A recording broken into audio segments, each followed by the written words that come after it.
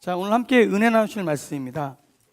사무엘상 6장 19절에서 사무엘상 7장 4절까지 있는 말씀입니다. 제가 가진 성경책으로는 구약 417페이지에 있습니다.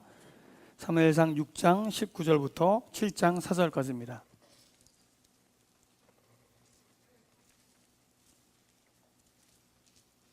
자, 봉독해 드리도록 하겠습니다. 베세메스 사람들이 여호와의 궤를 들여다본 까닭에 그들을 치사 5만 70명을 죽이신지라. 여호와께서 백성을 쳐서 크게 사륙하셨으므로 백성이 슬피 울었더라. 베세메스 사람들이 이르되 이 거룩하신 하나님 여호와 앞에 누가 능히 서리요? 그를 우리에게서 누구에게로 올라가시게 할까 하고 전령들을 기럇여아림 주민에게 보내어 이르되 블레셋 사람들이 여호와의 궤를 도로 가져왔으니 너희는 내려와서 그것을 너희에게로 옮겨가라. 기럇여아림 사람들이 와서 여호와의 궤를 옮겨 산에 사는 아비나답의 집에 들여놓고 그의 아들 엘리야사를 거룩하게 구별하여 여호와의 궤를 지키게 하였더니 궤가 기럇여아림에 들어간 날부터 20년 동안 오래 있은지라. 이스라엘 온 족속이 여호와를 사모하니라.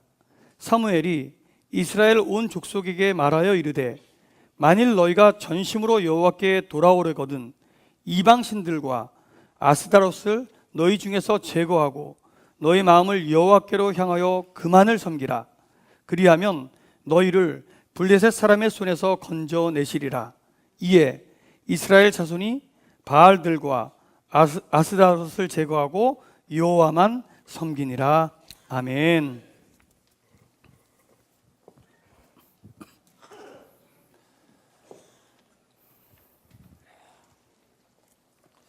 할렐루야. 우리 오늘은 이렇게 한번 인사해 볼까요? 에베네셀의 하나님을 찬양합니다. 우리 서로에게 한번 그렇게 인사를 하겠습니다. 에베네셀의 하나님을 찬양합니다.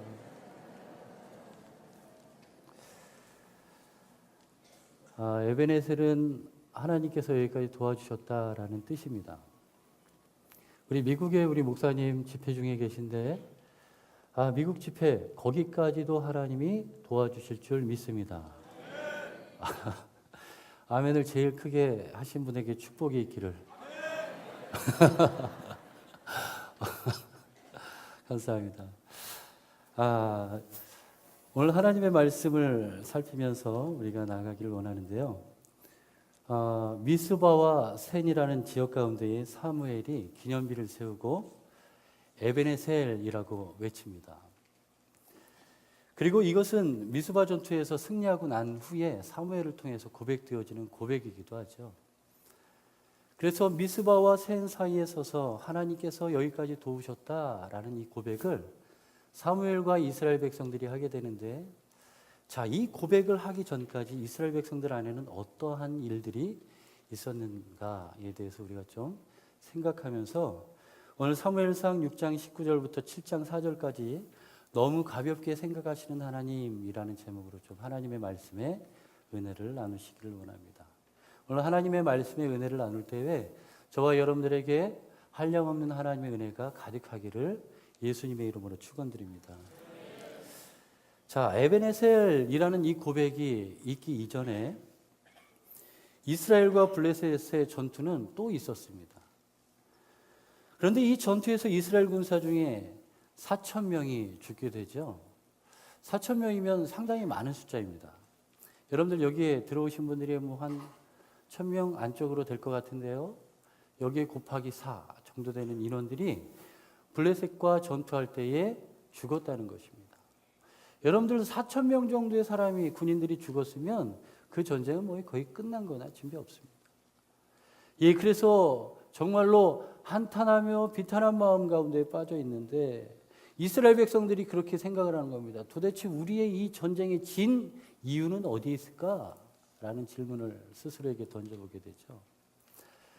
이러한 질문 끝에 이스라엘 백성들이 찾아낸 그 이유에 대해서 이 전쟁에 참패한 그 결과가 어디에 있나라고 물었던 그 답에 대해서 얻게 되는데 그 답을 찾게 됩니다. 바로 이스라엘 진영 가운데에 법궤가 없었던 것을 발견하게 되는 것입니다. 그래서 이스라엘 백성들은 이 법궤를 실로라는 곳에 가서 그곳에서 법궤를 모셔오게 되죠. 자, 여러분들 이 법궤를 이스라엘 백성들의 진영 가운데 이제 가지고 옵니다.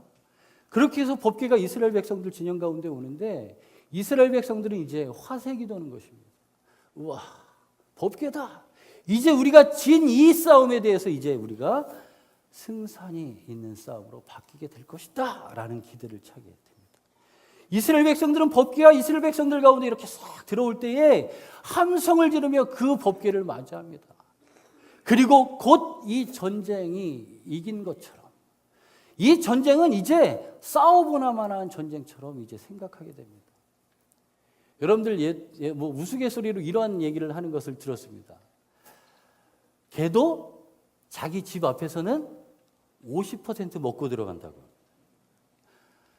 강아지도 자기 집 앞에서 누가 지나가는 사람이 발로 툭 건들면 그냥 집 앞이 아니라 다른 곳이면 깽깽깽하고 도망갈 건데 자기 집 앞이면 발로 누가 툭 건들면 이 개가 어떻게 해요? 이렇게 한번 해볼 만도 하다는 것입니다. 지금 이스라엘 백성들 가운데 법궤가 들어온 거예요. 법궤가 이스라엘 진영 가운데 이렇게 들어오니까 함성이 우레같이 터집니다. 땅이 흔들릴 정도의 함성을 지르게 됩니다. 그렇게 이스라엘 백성들은 아주 승전의 기쁨을 누릴 수 있는 그 분위기로 몰고 갑니다. 이스라엘 백성들의 비빌 언덕이 이제 생겼습니다.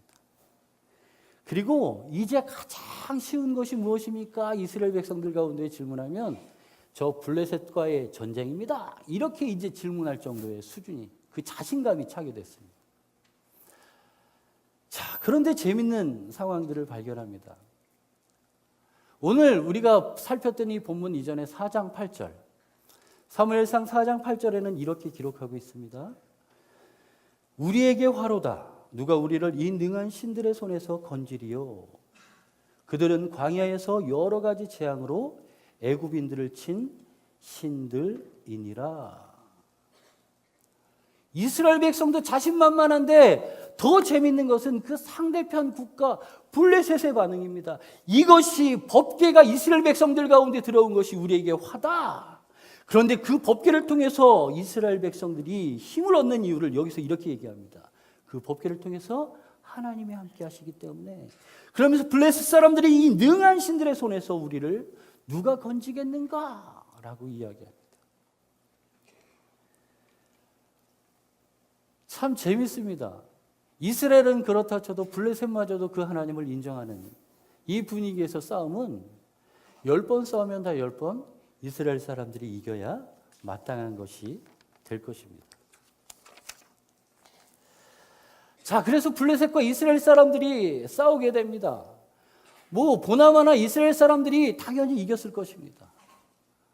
그런데 사무엘상 4장 10절과 11절에서는 그렇게 기록하지 않습니다. 블레셋 사람들이 쳤더니 이스라엘이 패하여 각기 장막으로 도망하였고 살육이 심히 커서 이스라엘 보병에 엎드려진 자가 3만 명이었으니 하나님의 괴는 빼앗겼고 엘리의 두 아들도 홈니와 비느하스는 죽임을 당하였더라. 싸움의 결과가 이스라엘 백성들의 참패로 돌아갑니다. 법궤가 돌아와서 그렇게 승전할 것 같은 기분에 차 있었던 이스라엘 백성들이 지금 완전히 패하게 됩니다. 지금 여기 보니까 이스라엘 백성들의 3만 명이 죽었다고 이야기합니다. 그리고 제사장 엘리의 아들도 죽었다고 이야기합니다. 그런데 거기에 덧붙여서 이제 하나님의 임재의 상징인 법궤마저도 블레셋 사람들에게 빼앗겼다고 이야기하고 있습니다. 이스라엘 진영 가운데 큰 패배를 안겨주며 하나님의 법궤가 등을 돌리고 있는 것입니다. 저는 이러한 질문을 한번 던져보고 싶습니다. 하나님의 의지로 유지되는 언약의 법궤가 어찌 이스라엘 백성들 가운데 등을 돌릴 수 있겠는가라는 질문을 저는 던져보고 싶습니다. 이것은 하나님의 배반입니다. 법궤 위에서 하나님께서는 사람을 만나주시겠다고 하셨습니다. 하나님께서 친히 자신의 백성들을 만나주시고 자신의 백성들의 하나님이 되어주심을 약속하셨습니다. 그런데 그 하나님께서 법궤를 통해서 이스라엘 백성들이 이제 승전가를 부르겠구나 기대하고 있는데 그 기대마저도 등지고 지금 이스라엘 백성들 가운데 참패를 겪게 하시는 하나님으로, 거기서 모자라 하나님께서는 블레셋 가운데에 법궤를 떠나게 하시는 일로 하나님이 너희 백성들과 절대 함께하지 않는다라는 의미의 상황들을 만들어 가고 있었던 것입니다. 하나님께서는 이스라엘 백성들 가운데에 배반의 하나님이셨습니다. 저는 이렇게 또한 생각을 해봤습니다. 하나님께서 언약을 세우시고 자신의 의지를 세우셨던 그 법궤 위에서 하나님께서 이스라엘 백성들 등지셨다고? 하나님께서는 너무 쉽게 생각하시는 거 아닙니까? 하나님의 백성들과의 관계 안에서 맺은 언약. 혹은 오늘 하나님을 의지하고 하나님을 따라서 하나님을 예배하겠습니다 라고 따라가는 하나님의 백성들에게, 베들교회 성도들에게 이렇게 등을 돌리시는 배반의 하나님을 만난다면 하나님, 우리를 너무 쉽게 생각하시는 거 아니겠습니까? 라는 질문을 하게 됩니다. 어떻게 하나님께서는 우리와의 관계를 쉽게 생각할 수 있을까요? 그래도 하나님과 우리 사이는 언약으로 맺어진 사이인데 말입니다. 우리 일상 가운데 많은 약속을 하면서 살아갑니다. 예를 들자면 우리가 너무나도 잘하는 약속 중에, 제가 너무나도 잘하고 제일 많이 찔리는 약속 중에 하나입니다. 아이들에게 약속을 합니다. 내가 이렇게 하면 뭐를 장난감을 사줄게, 혹은 언제 어디에 놀러 갈게, 그렇게 얘기를 합니다. 그리고 예배를 드리는 시간들을 정해서 우리는 하나님 앞에 또 그렇게 정해서 합니다. 그런데 만약에 이러한 약속을 어긴다면 제 딸아이가 저희한테 와서 그렇게 얘기할까요? 아빠는 저에게 장난감을 사주지 않으셨기 때문에 법적인 책임을 지셔야 합니다. 만약에 제 7살 난 아이가 그렇게 와서 얘기할까요? 혹은 제가 여러분들에게 예배 시간은 10시 40분에 시작되는데 그 시간을 지키지 못하고 늦게 오신 분들은 다 내일 월요일 9시 반까지 암흑의 법정에 출두하시기 바랍니다. 이렇게 얘기한다면 여러분들 어떻게 생각하시겠습니까? 이러한 일상적인 약속들은 우리가 양심의 문제이지 법적인 문제까지로 우리가 이어가지는 않습니다. 그런데 아파트 계약을 하거나 혹은 금전적인 어떤 문제가 달려있다면 또 이 얘기가 달라지게 됩니다. 아파트를 계약하거나 혹은 돈을 꿔준다거나 그런 가운데 계약을 하면 법적인 책임에 대해서 묻게 되죠. 고대 근동지역에서도 이런 어떤 개인 간에 혹은 나라 간에 국가 간에 맺는 이러한 계약 가운데서 법적인 책임들이 필요할 때가 있었습니다. 근데 성경 안에서는 이러한 상황 가운데 쓰여지는 단어를, 죄송합니다, 히브리어를 한번 쓰겠습니다. 베릿라는 단어로 씁니다. 이 단어는 우리 성경 가운데의 언약이라는 단어로 우리가 알고 있는 단어입니다. 왜냐하면 우리가 어떤 내용들을 체결하고 계약할 때 그 후에 책임에 대한 부분들을 묻기 위해서 이렇게 베리트라는 용어를 쓰고 법적인 책임까지도 묻게 되는 것입니다. 그런데 성경 안에서도 이 단어는 하나님과의 관계 안에서 신학적으로 이해되어져야 하는 단어로 우리 가운데 주어집니다. 창세기 15장 17절 우리 한번 띄워주시고 다 같이 한번 읽어보았으면 좋겠습니다.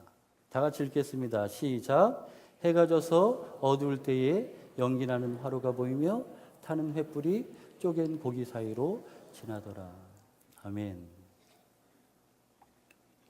성경 안에서는 이 베리트라는 단어가 하나님과의 관계 안에서 신학적인 의미를 담고 해석되어지는 단어인데 지금 창세기 15장의 이러한 상황들이 베리트의 단어를 설명합니다. 하나님께서는 환상 가운데 아브라함에게 나타나십니다. 아브라함이 자식이 없었죠. 그래서 아브라함에게 자식을 주실 것을 약속하십니다. 그리고 아브라함에게 후에 400년 동안 노예 생활이 끝나고 난 뒤에 구체적으로 말씀하십니다.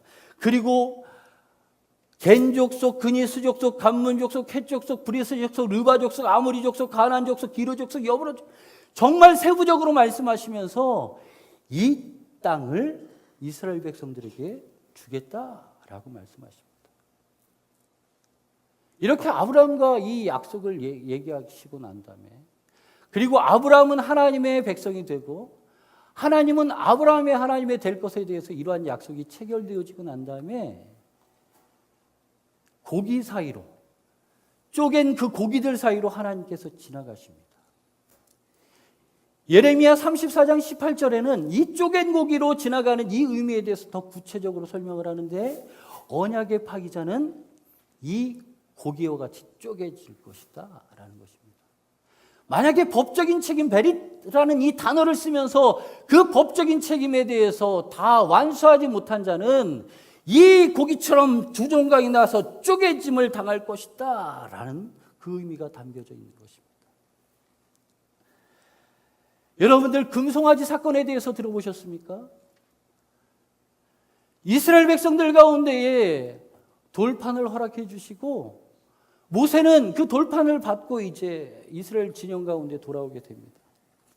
이스라엘 백성들 가운데 진영 가운데 돌아와서 맨 처음에 보았던 것이 무엇이었습니까? 금송아지를 만들어서 그것이 하나님인 양 예배하고 하나님의 모습을 대신해서 지은 그 금송아지 앞에 절하는 모습을 보게 되는 것입니다. 하나님께서는 언약을 세우신 하나님이십니다. 그래서 법적인 책임을 묻도록 하시는 하나님이신데, 이 하나님께서는 이 금송아지를 만든 이스라엘 백성들과의 이 언약을 유지시키시기 위하여 이스라엘 진영 가운데 말씀하십니다. 이 중에 나를 대신해서 이 이스라엘 백성들을 거룩하게 할 사람들은 이 앞으로 나와라 라고 이야기하십니다. 그때 레위 족속 사람들이 나와서 이 이스라엘 사람들 가운데에 하나님 앞에 범죄한 사람들을 다 칼로 쳐 죽입니다.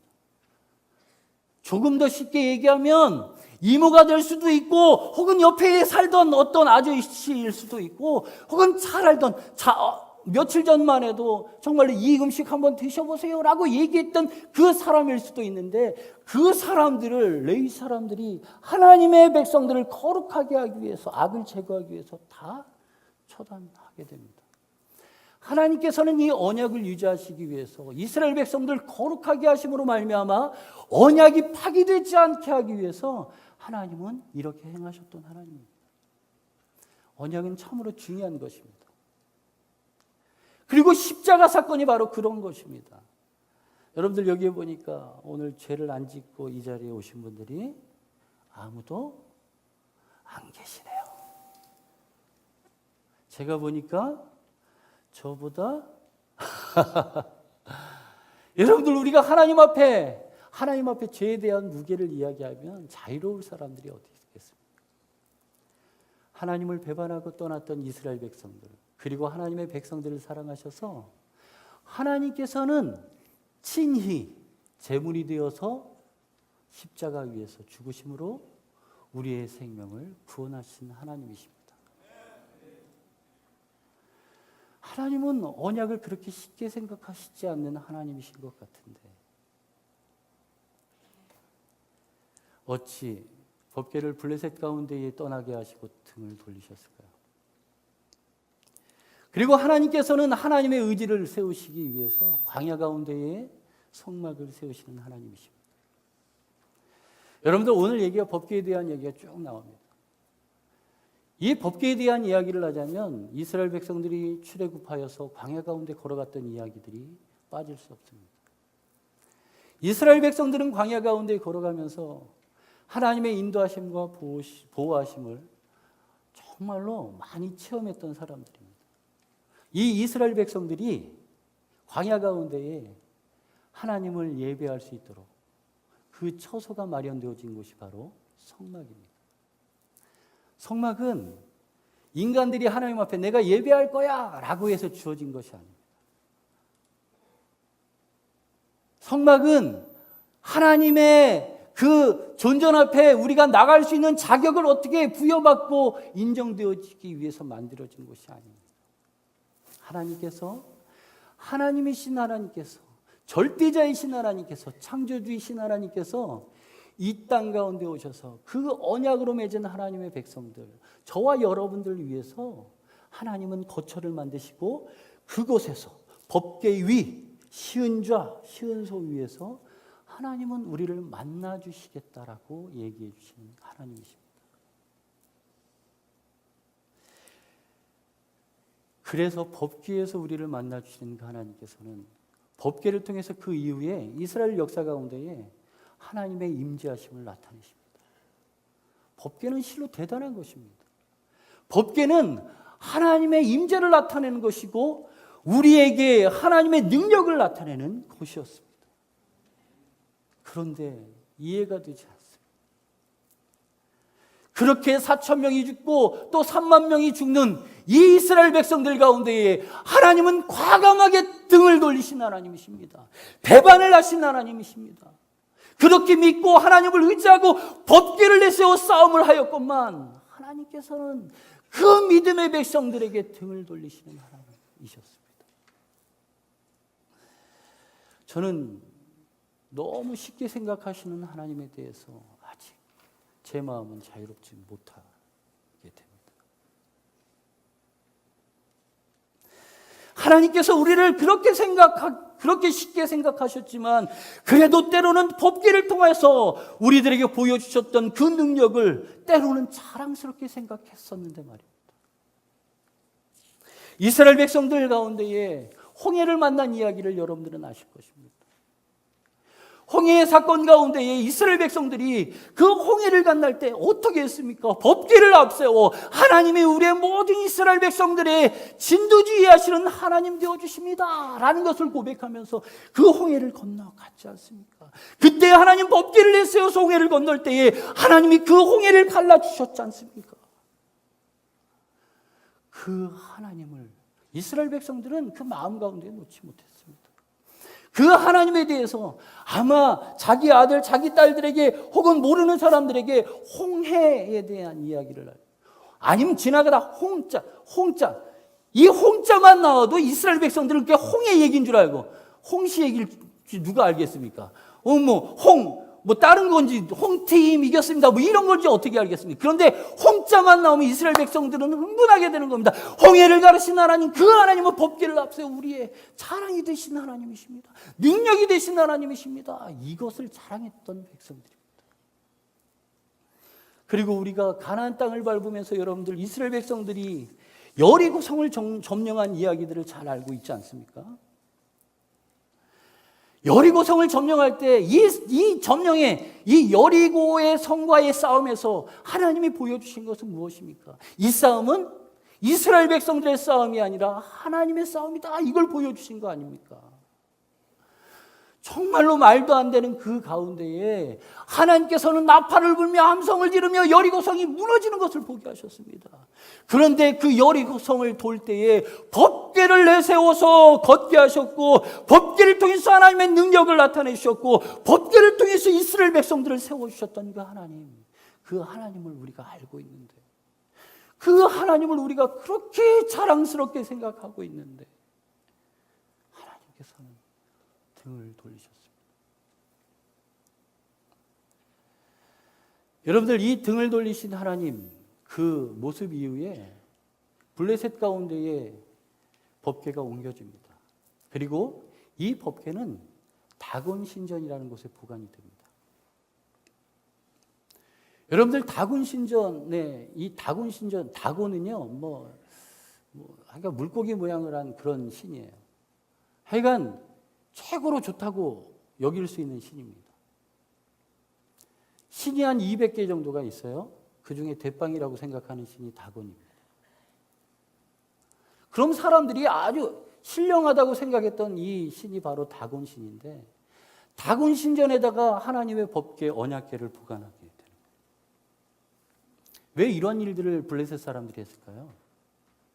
AD 70년에 예루살렘이 무너지게 됩니다.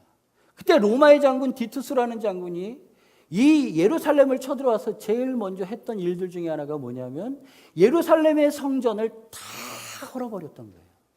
왜 그렇게 했을까요? 우리 로마가 너희 하나님보다 세. 이 얘기를 하고 싶었던 거예요. 블레셋 사람들도 그 얘기를 하고 싶었던 겁니다. 우리가 싸움에서 승전하였고 이제 법궤를 뺏어왔어요. 그 법궤를, 뺏어온 법궤를 이제는 다곤 신전 앞에 두고, 다곤 신전 앞에 둠으로, 그 발밑에 둠으로 이제 다곤이 하나님보다 더 능하신 하나님이시다라는 걸 보여주고 싶었던 거예요. 다곤보다 절대적인 신은 없다, 이걸 보여주고 싶었던 거예요. 여호와 하나님보다 더 센 신으로 다곤 신을 이야기하고 싶었던 것입니다. 그래서 다곤 신전 발밑에 법궤를 놓게 됩니다. 하나님의 임재, 하나님의 영광, 하나님의 능력의 상징인 이 법궤를 놓아두게 됩니다. 블레셋 싸움에서 완전히 참패한 이 법궤는 그 능력이 다 상실된 것일까요? 아닙니다. 사무엘상 5장 4절에는 우리 함께 또 이 말씀도 읽어볼까요? 다 같이 한번 앞에 띄워주실 거예요. 다 같이 읽겠습니다. 시작. 그 이튿날 아침에 그들이 일찍 일어나 본즉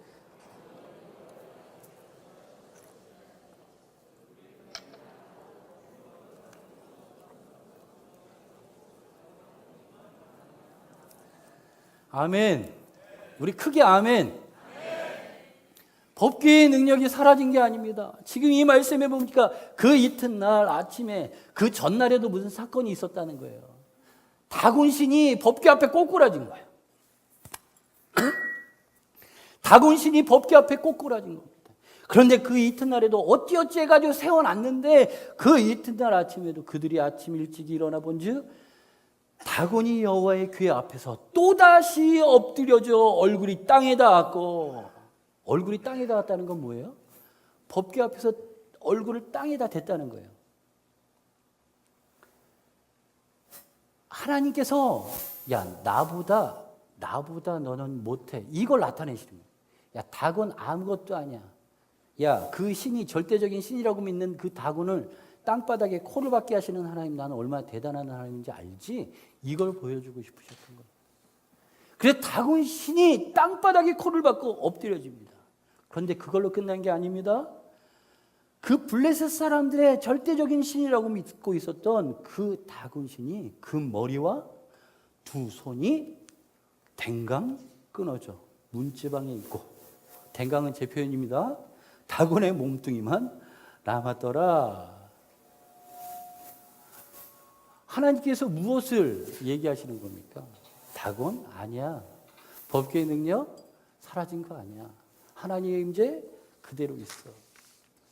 하나님께서는 이스라엘 백성들 가운데 법궤가 있을 때에 이렇게 다곤신을 무너뜨리고 회파하시는 하나님으로 나타나십니다. 그리고 블레셋 가운데 독종을 퍼뜨리셔서 이스라엘 백성들 가운데 승리하였던 그 블레셋이지만 법궤로 말미암아 나 죽겠다라는 통곡 소리가 계속 끊이지 않도록 하셨던 하나님이십니다. 그런데 그런 다곤신 앞에서의 승리하신 하나님, 이스라엘 사람들이 이곳에 있지만 그 소식이 왜 안 들려왔겠습니까? 저는 이 이야기를 들었을 때 정말로 자랑스러웠을 것입니다. 우리의 역사 가운데에, 우리의 신앙 가운데에 하나님은 우리에게 찾아오셔서 우리의 하나님이 되어오셨습니다.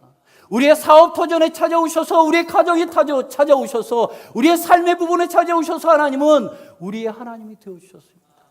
그 하나님이 얼마나 자랑스러운지 모르겠습니다. 때로는 우리의 가까운 사람의 병을 고쳐주셔서 그 하나님이 얼마나 자랑스러운지 모르겠습니다.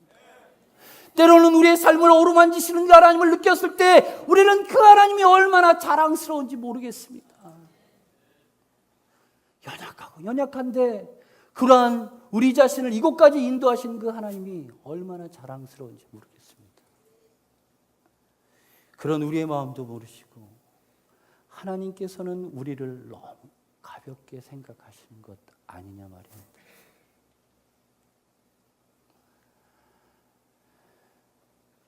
제가 여러분들에게 질문하겠습니다. 다곤 신상을 무너뜨리시고 블레셋을 독종으로 괴롭게 하신 분이 누구십니까? 예, 아무도 대답하지 않은 것처럼 NG. 다시 한번 묻겠습니다. 다곤 신상을 무너뜨리시고 블레셋을 독종으로 괴롭게 하신 분이 누구십니까? 하나님이십니다.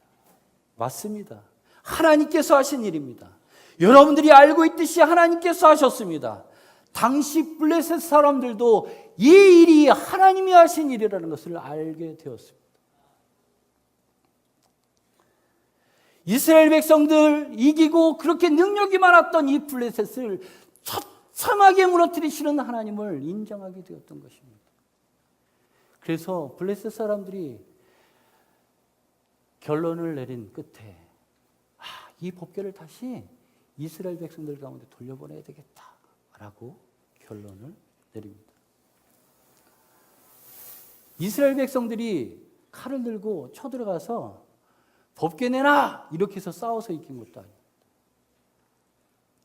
혹은 다른 어떤 방법을 써서 혹은 블레셋 사람들에게 뒷돈을 주고 가면서 야, 그 법궤는 그래도 우리 이스라엘 사람들의 상징 아니냐. 그러니까 이 돈 받은 거는 모른 척하고 우리가 이렇게 뒷돈 줘가지고 이렇게 거래한 거 모른 척하고 좀 법궤 좀 돌려주면 안 돼? 이런 방법도 있지 않겠습니까? 그런데 재밌는 것은 법궤가 스스로 이스라엘 백성들 가운데 돌아오게 된다는 것입니다. 베세메스를 거쳐서 기럇 여아림까지. 오늘 읽었던 본문이 7장 1절에 나와 있습니다. 7장 1절은 제가 읽겠습니다. 기럇 여아림 사람들이 와서 여호와의 궤를 옮겨 산에 사는 아비나답의 집에 들여놓고 그의 아들 엘르아사를 거룩하게 구별하여 여호와의 궤를 지키게 하였더라. 아멘. 스피커 소리가 징징 소리가 나더라도 여러분들 아멘 소리는 작아지면 안 됩니다. 아멘. 베세메스를 거쳐서 기럇 여아림까지 하나님께서는 친히 이스라엘 백성들 가운데 돌아오십니다. 그럼 그렇지.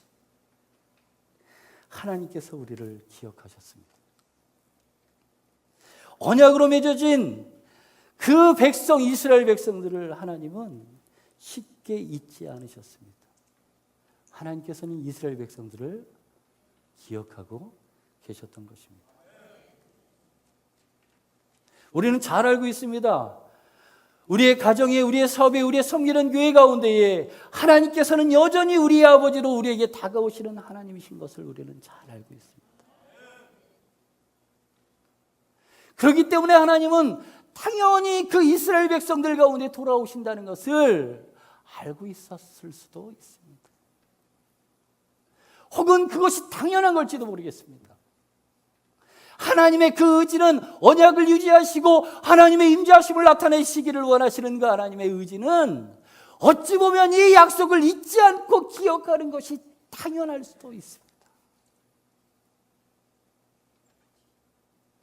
그럼 그렇지. 하나님께서 잊으실 리가 있겠습니까? 그리고 20년의 시간이 흘러갑니다.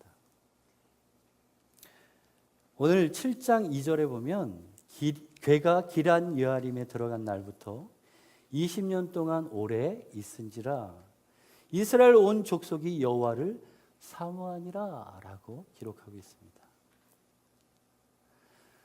여러분들 2절에 보면 사모하니라 라고 기록하고 있는데 저는 이 본문을 보면서 재밌었습니다.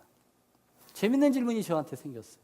왜냐하면 궤가 기럇 여아림에 들어간 날부터 20년 동안 오래 있었습니다. 그리고 이스라엘 온 족속이 여호와를 사모했습니다. 20년이 지나고 이 의미는 20년이 지나고 난 뒤에 이스라엘 백성들은 여호와를 사모하게 되었다는 거예요. 이 의미가요. 왜 법궤가 돌아오자마자 여호와를 사모할 수도 있었는데 왜 그게 안 됐을까요? 법궤가 이스라엘 진영 가운데 들어왔을 때의 그 기쁨과 그 감격을 계속 유지하면서 여호와를 사모했으면 얼마나 좋았을까요? 그런데 이 의미는 기럇 여아림에 들어온 법궤가 20년이 지나고 난 뒤에 여호와를 사모하게 되었다는 이야기입니다. 저는 그래서 이 사모했다는 이 단어에 대해서 조금 더 관심을 갖게 되었습니다. 그래서 열심히 사전을 찾았습니다. 주석을 찾고 이것이 무엇을 의미하는지를 찾아보았습니다. 그런데 이 안에 이러한 의미가 있습니다. 애곡하다 또는 슬퍼하다 라는 것이 담겨져 있습니다. 이 의미를 조금 더 자세히 설명드리겠습니다. 20년의 기간 동안, 시간이 흘러가는 동안 이스라엘 백성들은 그 시간들이 애곡의 시간이 될 수밖에 없었다는 것입니다. 애곡의 시간이 될 수밖에 없었기 때문에 하나님을 찾게 되었다는 것입니다. 다시 말해서 힘든 상황이 되어서 하나님 도와주세요, 이렇게 얘기할 수밖에 없었다는 것입니다. 우리 이런 경험들 많이 하시잖아요. 평소에는 잘 모르다가 주일날 예배드리고 돌아가서 월화수목금토 잘 지내다가 월요일날 성경책을 툭툭 털면서 하나님 거기 계셨죠? 아시잖아요, 그죠? 오늘 주일이군요. 20년이 지나간 그 시간, 그 가운데 애곡의 시간을 보내고 난 다음에 내가 하나님의 사람이었구나. 주일을 맞이하면서 내가 하나님의 사람이었구나. 예. 법궤가 있지만 20년 동안 애곡의 시간이 되어져 간 이유가 도대체 무엇일까요? 하나님의 임재를 나타내는 법궤가 이스라엘 백성들 가운데 있음에도 불구하고 그 다곤신을 엎어지게 만들었던 이스라엘의 참된 하나님의 임재의 상징인 법궤가 이스라엘 가운데에 있음에도 불구하고 이스라엘 백성들이 20년의 시간 동안 애곡의 시간으로 변해갈 수밖에 없었던 것은 도대체 어떠한 이유였을까요? 저는 그 이유를 오늘 지명의 명칭으로 나와 있는 기럇 여아림에서 찾아보게 되었습니다. 신명기 12장 5절에는 여러분의 하나님 여호와께서 여러분 지파들 가운데서 예배드릴 장소를 선택하실 것입니다. 그러면 여러분은 그곳에서 찾아가 예배드리십시오 라고 기록하고 있습니다. 그리고 신명기 12장 11절에도 또 여러분의 하나님 여호와께서는 예배 받을 만한 장소를 선택하실 것입니다. 그러면 여러분들은 그곳에 가서 예배를 드리십시오 라는 내용의 기록이 있습니다. 하나님 앞에 예배를 드리는 곳은 하나님께서 정하신 곳에서 드려지게 되는 것입니다. 여러분들 옛날에 이스라엘 백성들이 성막을 가지고 이동을 하게 되죠. 이곳에 진을 쳤다가 또 이동을 하게 됩니다. 이동을 하게 되면 이스라엘 백성들이 그 성막을 어디에다 쳤을까요? 이스라엘의 진 정중앙에 치게 됩니다. 이 성막은 이스라엘 백성들의 상징이기도 하지만 하나님의 임재를 나타내는 이 상징은 이스라엘의 정중앙 가운데 치게 됨으로 말미암아 하나님은 이스라엘 백성들의 하나님이십니다 라는 것을 계속적으로 고백하게 하는 것입니다. 그래서 하나님의 명령에 따라서 예배드릴 곳을 정하고 그 성막을 치게 되었던 것입니다. 그래서 실로가 그렇게 해서 성막을 짓고 하나님 앞에 예배를 했던 곳이기도 합니다. 그런데 지금 법궤는 어디에 있습니까? 기럇 여아림에 머물게 됩니다. 벳세메스를 거쳐서 기럇 여아림에 머물게 되는 것입니다. 기럇 여아림은 이스라엘의 이런 변방입니다. 끝자락입니다. 아니면 주변입니다. 그곳에 지금 법궤를 옮겨놓고 20년의 시간이 지나가게 되었던 것입니다. 무엇을 의미하고 있는 것입니까? 법궤를 모셔놓고 20년 동안 그렇게 지나가는데 이스라엘 백성들은 애곡하는 시간으로 변해가는 이 상황들을 보면서 여러분들은 무엇을 생각하십니까? 하나님에 대한 부재, 하나님에 대한 무지를 느끼지 않습니까? 이스라엘 백성들은 하나님 앞에 예배드리는 그 기본, 하나님이 정하신 그 장소에서 예배드리시는 이 원칙조차도 지키지 않고 하나님의 법궤만 모셔오게 되었던 것입니다. 또 다른 문제가 있습니다. 오늘 여러분들이 읽었던 사무엘상 7장 3절의 말씀에는 이렇게 기록합니다.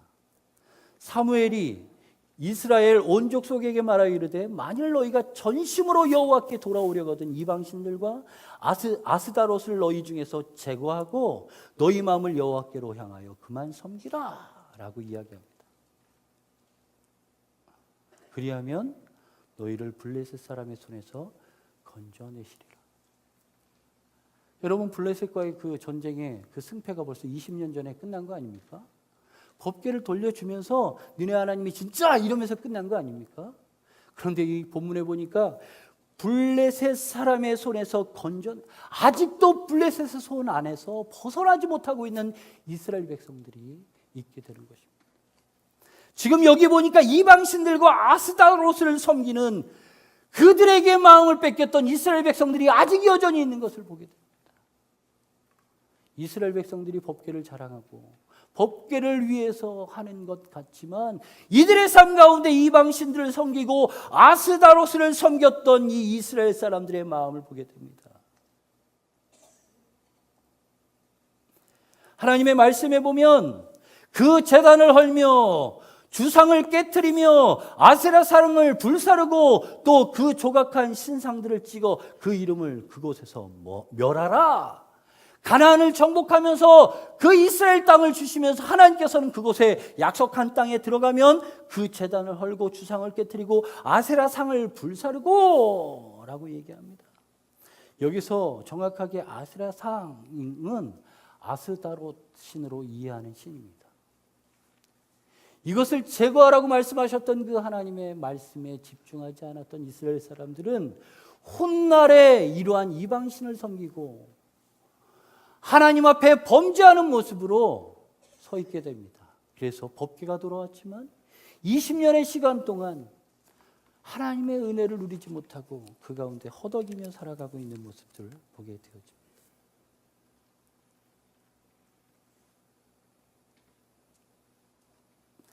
그럼에도 여전히 남아있는 우상의 뿌리는 이스라엘 백성들의 삶을 애곡하게 하였던 것이고 하나님을 향한 온전한 순종이 없는 블레셋과의 이 억압과 이 일로 인해서 하나님께 부르짖는 이 일들이 계속 되어졌던 것입니다.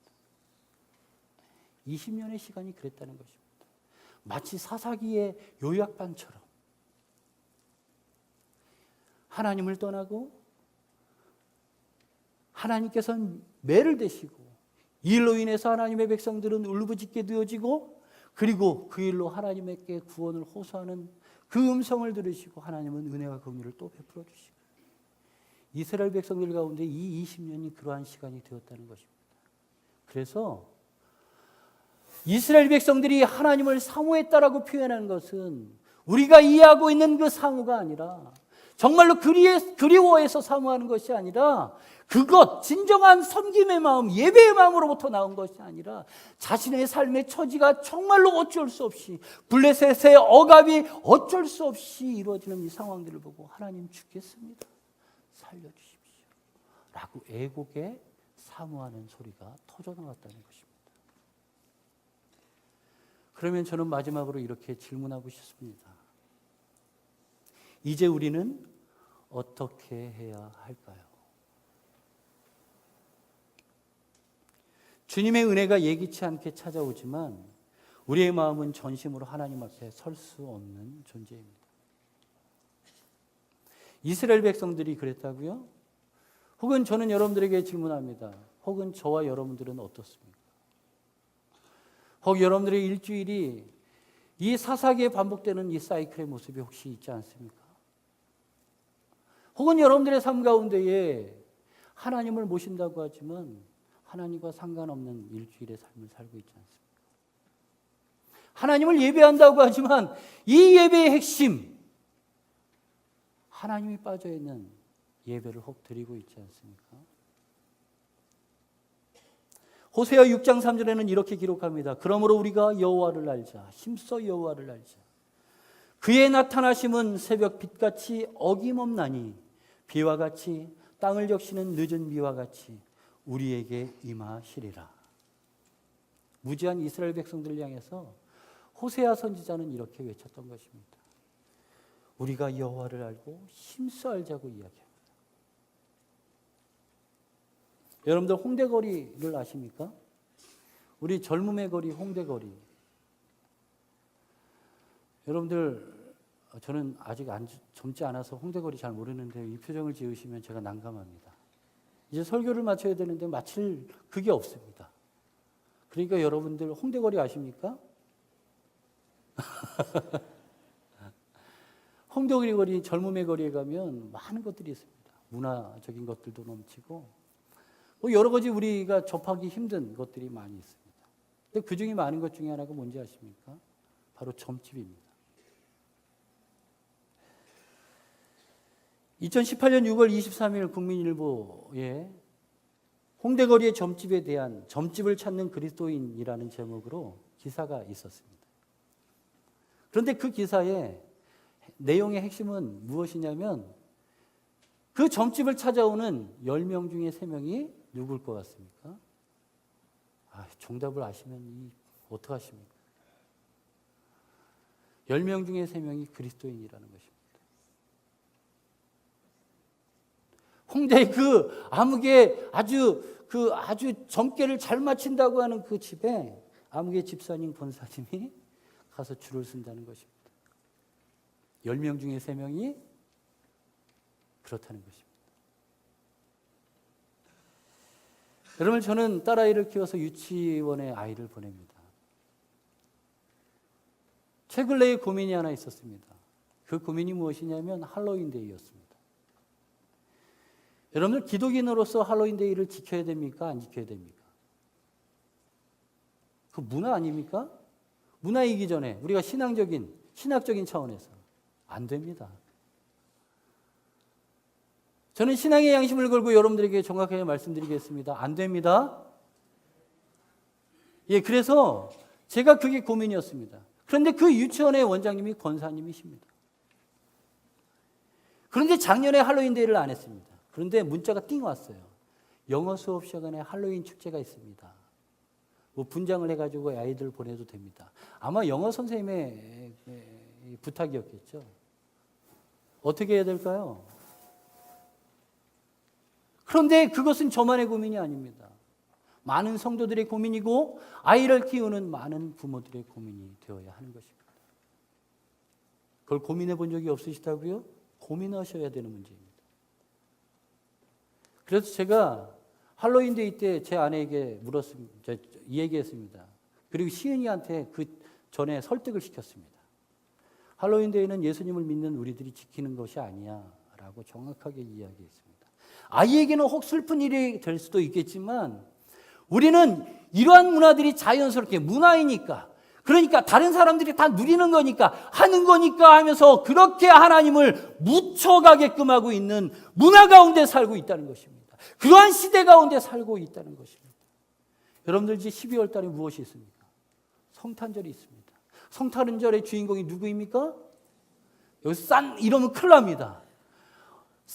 제가 간접적으로 우리 그 교육부에 부탁을 했습니다. 이번 성탄절에는 산타와 이 모든 관련된 것, 누들포 이런 의상이나 이런 것들에 대해서 소품으로 필요한 경우는 어쩔 수 없겠지만 그것들을 해서 예수님을 찬양하고 그러는 것들을 일절 빼겠습니다라고 얘기했습니다.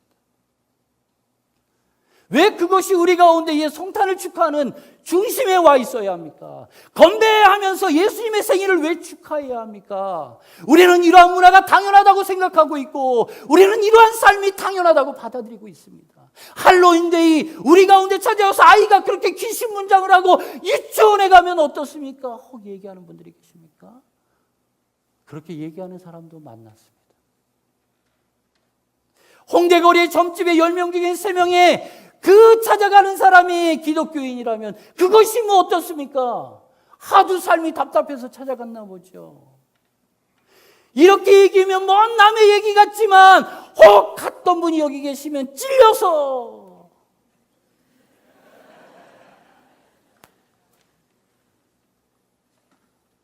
저는 양심 선언하겠습니다. 저는 안 갔습니다.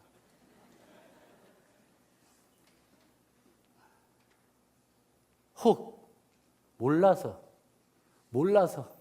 그랬다면 이제 그 행위를 끊으십시오. 그것은 하나님이 절대 기뻐하시는 게 아닙니다. 이스라엘 백성들을 보십시오. 법궤가 돌아왔지만 그들에게 법궤는 아무것도 아닙니다. 법궤가 돌아왔지만 이스라엘 백성들은 하나님을 마음껏 예배하는 삶을 살지 못합니다. 법궤가 들어왔지만 정작 그 법궤, 하나님의 영광, 하나님의 임재, 하나님의 놀라운 능력을 알면서도 혹은 얘기하면서도 그 하나님이 삶 속에 들어와 있지 못하는 것입니다. 여러분, 우리는 어떻게 해야 되냐 말입니다. 사무엘상 7장 4절 우리 함께 읽겠습니다.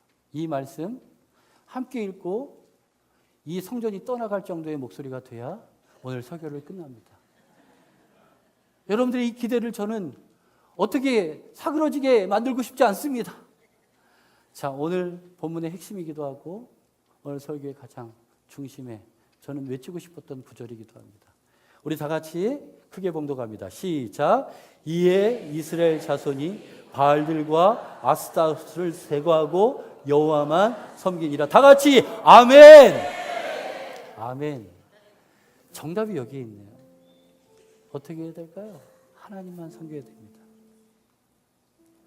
우리의 가정에 혹은 내 사업의 터전에 그런 분들도 봤어요. 예수님 믿는데 저기 어디야 남들 잘 안 보이는데 부적 붙여놓으신 분들 계시죠? 가서 떼십시오. 아셨죠? 그 떼는 거 뗀 사람한테 부정 타지 않습니까? 제가 예전에 저희 어머니 신앙생활 안 하실 때 제가 다 뗐어요. 저희 어머니 보는 눈앞에서 다 구겨서 찢어서 쓰레기통에 버렸습니다. 저 목사 돼서 잘 살고 있습니다. 그러니까 여러분들 그런 것들 다 버리셔야 합니다.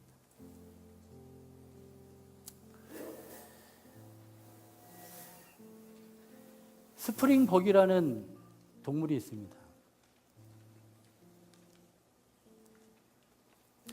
아프리카에서 사는 그 영양 중에 한 종류인데요. 되게 재빠릅니다. 속도가 거의 100km 정도 됩니다. 치타가 뒤에서 이 스프링벅을 잡아먹으려고 달려오면 스프링벅이 더 빨라서 약만 오르고 가는 게 바로 이 스프링벅입니다. 스프링벅은 초식 동물이기 때문에 풀을 뜯어 먹습니다. 그리고 먹이를 찾아서 떼로 이동하는 동물들 중에 한 종류입니다. 이 스프링벅이 먹이를 찾아서 뛸 때에 옆에 스프링벅이 제 스프링벅 뛰네? 그러면서 같이 덩달아 뜁니다. 이 스프링벅은 점프력이 되게 좋아서 지상으로 3.5m까지 뛰기도 해요. 놀라거나 화나거나 뭐 이러면 공중으로 3.5m 정도 붕 뜹니다. 얼마나 높이 뛰는지 아시겠죠? 저 정도? 하여간 그 정도 뜹니다. 그렇게 뛰는데 이 뜀박질 나면서 계속적으로 뛰어갑니다. 그런데 옆에 있는 스프링벅이 보다가 쟤 뛰네? 그러면 덩달아 뛰는 거야. 펄쩍 뛰면 야, 너 왜 뛰어? 몰라. 하여간 뛰는 거야. 퍽 뛰어. 그런데 그 옆에 있는 스프링벅들이 덩달아 뛰기 시작합니다. 그러면서 수십 마리, 수백 마리, 수천 마리가 같이 떼를 띄어서 뛰어다니며 먹이를 향해 갑니다. 그런데 재미있는 것은 이 스프링벅이 어느 날 아프리카에서 발견되었는데 떼죽음으로 발견이 되었던 거예요. 낭떠러지에서 떨어져서 그냥 다 죽게 됐던 것이죠. 그래서 학자들이 연구를 했다고 합니다. 그 결과, 얻어낸 결과가 무엇이냐면 이 스프링벅의 본능상 먹이를 다른 스프링벅보다 먼저 뛰어가서 먹으려고 하는 습성이 있다고 합니다. 그러니까 앞에 먹이가 있지도 않은데 얘가 뛰니까 덩달아 뛰는 거예요. 앞으로. 그러니까 제가 뛰니까 얘도 뛰는 거예요. 걔가 뛰니까 얘도 뛰는 거고 저기 제가 뛰니까 저기 조그만 애도 뛰는 거고 그렇게 뛰어가다가 수십 마리, 수백 마리, 수천 마리의 스프링벅이 절벽을 보지 못하고 그 아래로 꼬꾸라지게 되는 것입니다. 실상적으로는 실제적인 어떤 목적이 없지만 그것을 향해서 뛰어가다가 그냥 꼬꾸라져 죽게 되는 것입니다. 혹 우리의 삶이 그렇지 않습니까? 법궤를 모셨다고 하지만 하나님을 섬기지 못했던 이스라엘 백성들, 우리가 하나님 앞에 예배한다고 하지만 하나님 앞에 우리는 그리스도인으로 살아가고 있습니다라고 고백하는 우리지만 때로는 그것이 아무 목적 없이 뛰는 그냥 껍질에 불과하지 않습니까? 여러분들 이러한 삶에서 돌아서서 우리가 하나님을 기쁘시게 해드릴 수 있는 목적 없는 경쟁 속에서 하나님을 가볍게 생각했던 우리들이 이제는 하나님을 하나님으로 여겨드리고 하나님이 우리를 가볍게 생각하시는 것이 아니라 하나님이 우리를 통해서 하나님을 찾고 예배하도록 마치 그렇게 가볍게 보이시는 것처럼, 언약을 어기시는 것처럼, 혹은 하나님의 의지가 사그라진 것처럼 보이게 하셨던 것입니다. 하나님은 우리에게 쉬운 하나님이 아니십니다. 여러분들이 평생에 이러한 하나님을 찬양하고 예배하고 경배하시기를 예수님의 이름으로 축원드립니다. 아멘. 기도하겠습니다.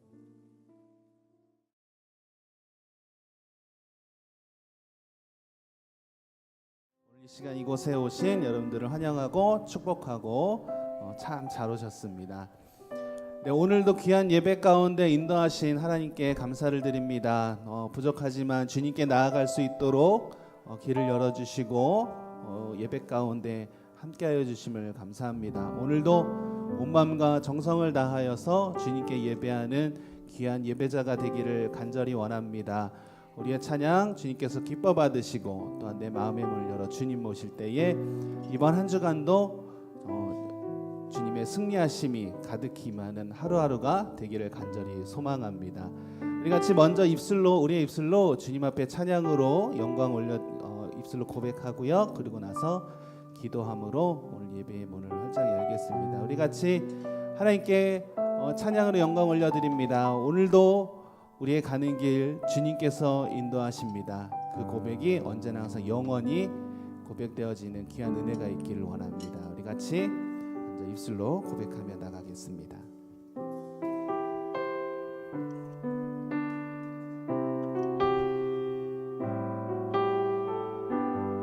나의 가는 길, 나의 가는 길 주님 인도하시네. 그는 보이지 않아도 날 위해 일하시네. 주 나의 인도자 항상 함께 하시네. 사랑과 힘 베푸시며 인도하시네.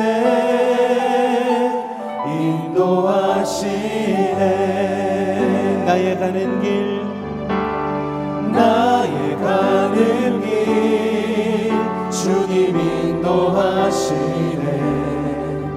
그는 보이지 않아도 날 위해 일하시네. 주 나의 인도자 항상 함께 하시네.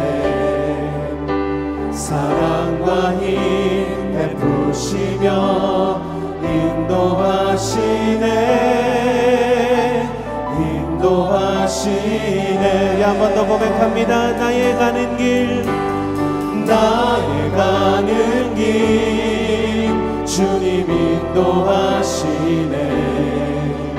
그는 보이지 않아도 날 위해 일하시네. 주 나의 인도자 항상 함께 하시네. 사랑과 힘 베푸시며 인도하시네. 나의 가는 길 주님 인도하십니다. 나의 가는 길 주님 인도하시네. 그는 보이지 않아도 날 위해 일하시네. 주 나의 인도자 항상 함께 하시네. 사랑과 힘 베푸시며 오늘도 나의 앞길을 인도하시는 주님께 감사와 영광으로 나가기 원합니다. 나의 가는 길, 나의 가는 길 주님 인도하시네. 그는 보이지 않아도 날 위해 일하시네. 주 나의 인도자 항상 함께 하시네. 사랑과 힘 베푸시며 인도하시네. 한 번 더 고백합니다. 나의 가는 길, 나의 가는 길 주님 인도하시네. 그는 보이지 않아도 날 위해 일하시네. 주 나의 인도자 항상 함께 하시네. 사랑과 힘 베푸시며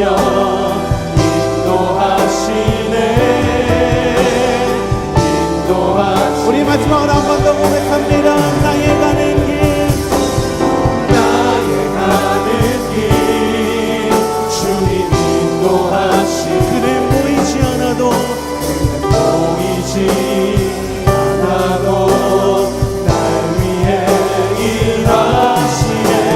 주 나의 인도자 항상 함께 하시네. 사랑과 힘 베푸시며 인도하시네. 사랑과 힘 베푸시며 사랑과 힘 베푸시며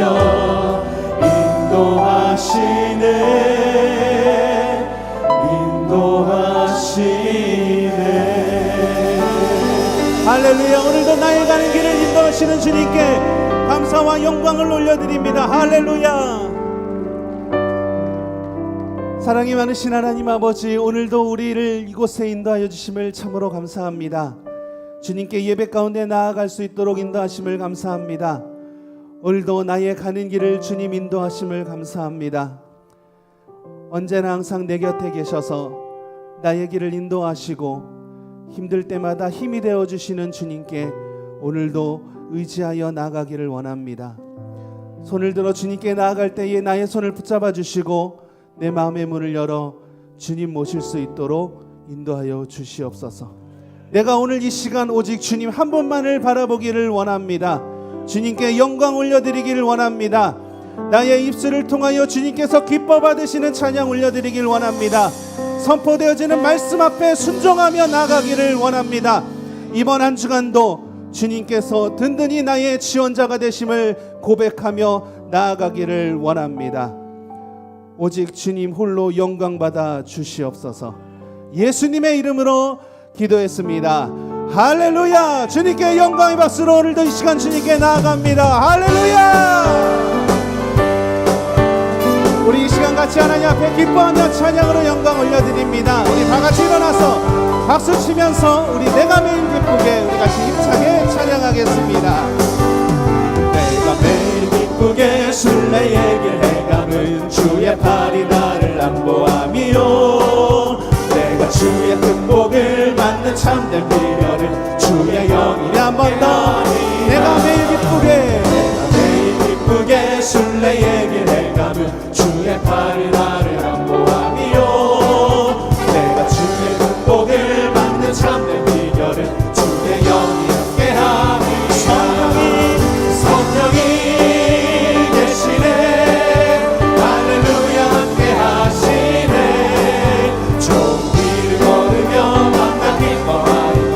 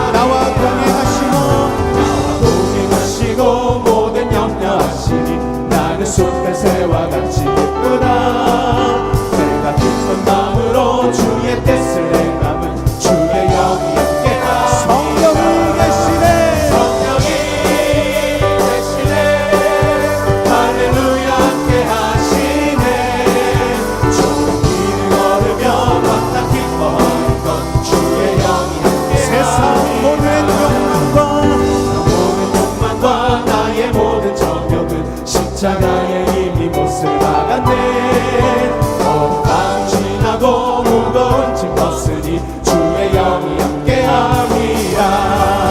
성령이 계시네 할렐루야 함께하시네.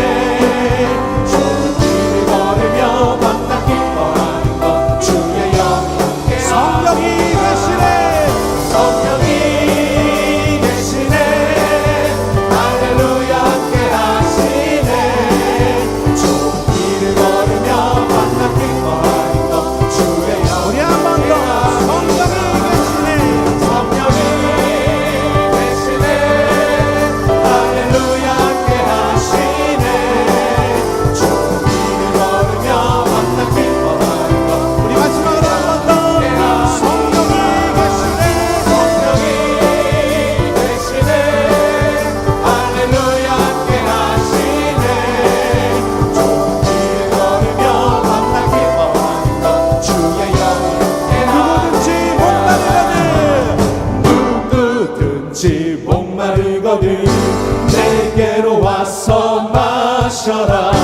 누구든지 목마르거든 내게로 와서 마셔라. 나를 믿는 자를 성령의 이름과 같이 그대에서 생수의 강이 흘러나. 누구든지 예수 믿으면 누구든지 예수 믿으면 구원을 얻으리로다. 누구든지 예수 믿으면 구원을 얻으리로다. 나를 믿는 자를 성령의 이름과 같이 그대에서 생수의 강이 흘러나. 누구든지 예수 믿으면 누구든지 예수 영생을 믿으면 얻으리로다. 영생을 얻으리로다. 누구든지 예수 믿으면 영생을 얻으리. 나를 믿는 자는 나를 믿는 자를 성령의 이름과 같이 그대에서 생수의 강이 흘러나.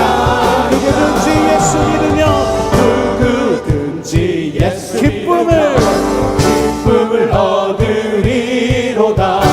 누구든지 예수 믿으면 기쁨을 얻으리로다. 나를 믿는 자를 성령의 이름과 같이 그대에서 생수의 강이 흘러나. 나를 믿는 자를 성령의 이름과 같이 그대에서 생수의 강이 우리 한 번 더 선포합니다.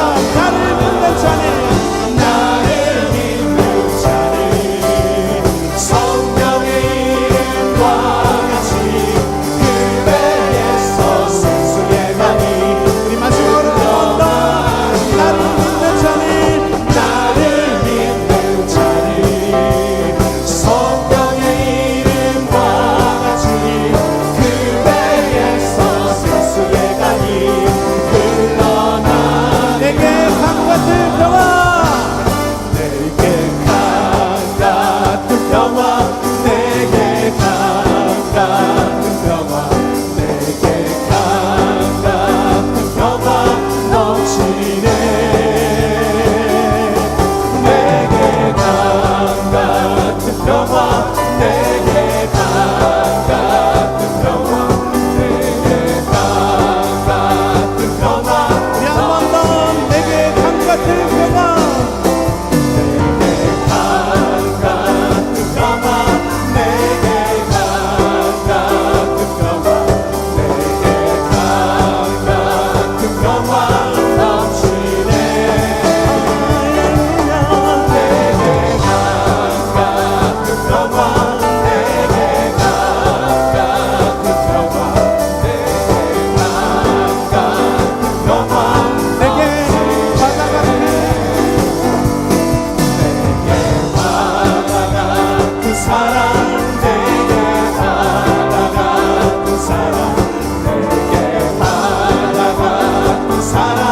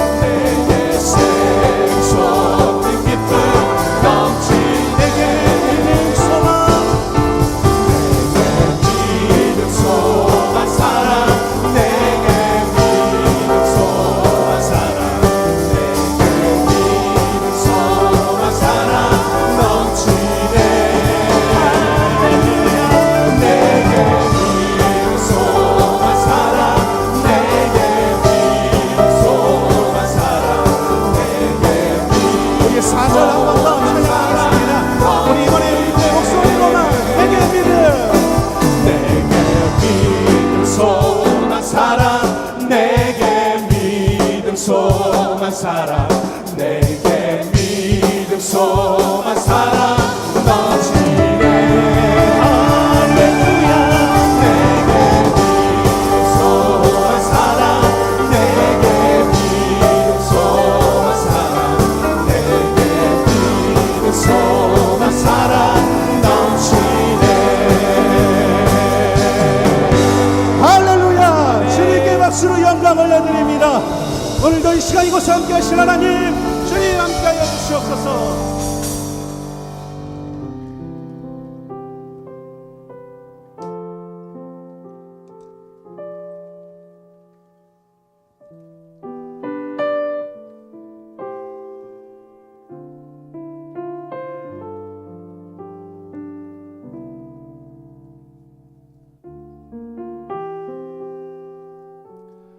오늘도 성령 하나님 이곳에 계시고 성령 하나님의 은혜가 가득히 임할 줄로 믿습니다.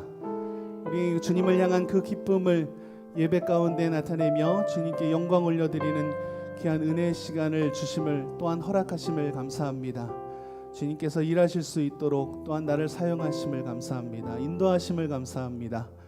오늘도 예배 가운데 내 손 붙잡아 주실 주님, 주님께 나아가는 귀한 은혜가 있기를 원합니다.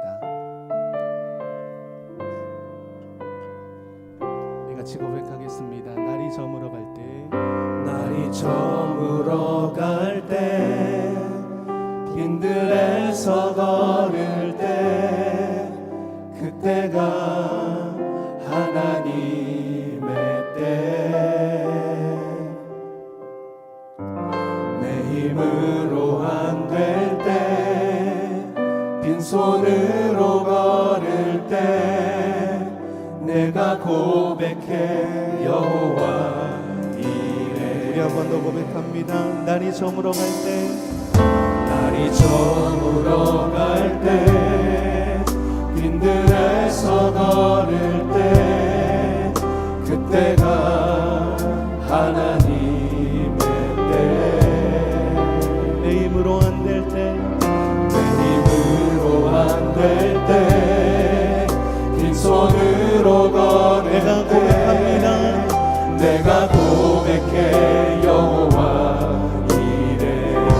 주가 일하시네, 주가 일하시네, 주가 일하시네. 주께 아끼지 않는 자에게 주가 일하시네, 주가 일하시네. 신뢰하며 얻는 자에게.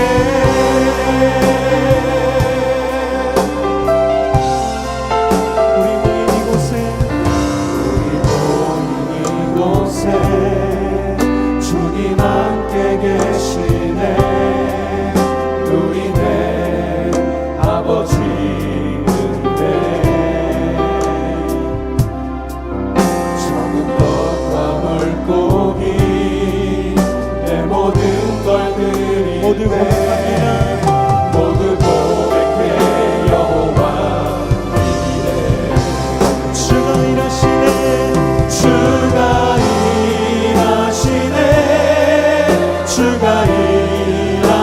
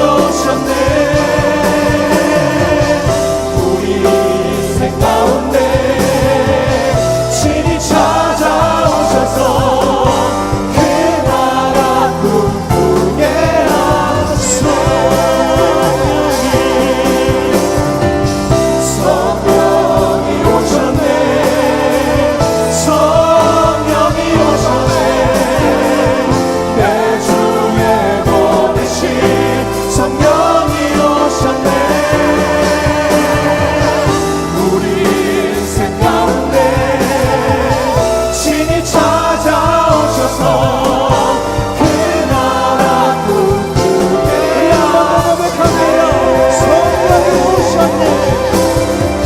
성령이 오셨네. 성령이 오셨네. 내 주에 보내신 성령이 오셨네. 우리 인생 가운데 친히 찾아오셔서 그 나라 꿈꾸게 마지막 한 번 더 고백합니다. 성령이 오셨네. 성령이 오셨네. 성령이 오셨네. 내 주에 보내신 성령이 오셨네. 우리 인생 가운데 친히 찾아오셔서 그 나라 꿈꾸게 하시네. 그 나라 꿈꾸게 하시네. 그 나라 꿈꾸게 하시네. 할렐루야. 주님께 박수로 영광 올려드립니다. 오늘도 이 시간 이곳을 함께 하실 하나님, 나의 예배와 찬양을 주님 기뻐 받아 주시옵소서. 주님을 찬양합니다.